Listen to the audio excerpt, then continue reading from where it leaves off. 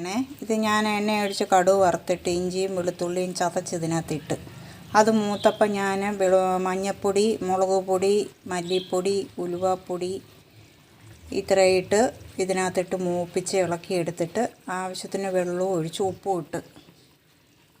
ഇട്ടിട്ട് ഇപ്പം ഞാൻ നെയ്മീൻ കറി വെക്കാൻ പോകും. എന്നിട്ട് ഞാൻ അതിനാവശ്യത്തിന് പുളിയിട്ട് അപ്പോൾ അരപ്പ് ഇപ്പം തിളച്ചപ്പോൾ ഞാനിനി മീൻ പറക്കിയിടുക.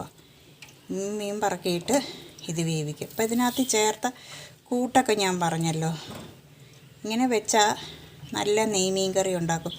പഴുത്തക്കാളിക്കായി മുരിങ്ങയ്ക്കയൊക്കെ ചിലരിടും. അത് എല്ലാവർക്കും ഇഷ്ടപ്പെടത്തില്ല. ചിലർക്കൊക്കെ അത് ഇഷ്ടപ്പെടും. ചിലർ പടിഞ്ഞാറ് നാട്ടിലൊക്കെ മീൻ കറിക്കകത്ത് മുരിങ്ങയ്ക്കായി ഇടും, പഴുത്തക്കാളിക്കായി ഇടും ഒക്കെ ഇടുന്നവരുണ്ട്. പക്ഷേ എല്ലാവർക്കും അത് ഇഷ്ടപ്പെടത്തില്ല. മാങ്ങ ഇടും, ഇതൊക്കെ ഇടുന്നവരുണ്ട്. പക്ഷേ ഇത് ഞാൻ മീൻപുളി ഇട്ടാണ് വയ്ക്കുന്നത്. നല്ല മീനാ കറി.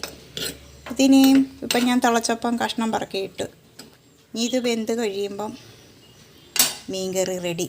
എൻ്റെ വീഡിയോ ഇഷ്ടപ്പെടുന്നെങ്കിൽ ലൈക്ക് ചെയ്യുക, സബ്സ്ക്രൈബ് ചെയ്യുക, ബെൽ ബട്ടൺ നോക്കുക, കമൻറ്റ് ഇടുക, എല്ലാം ചെയ്യുക.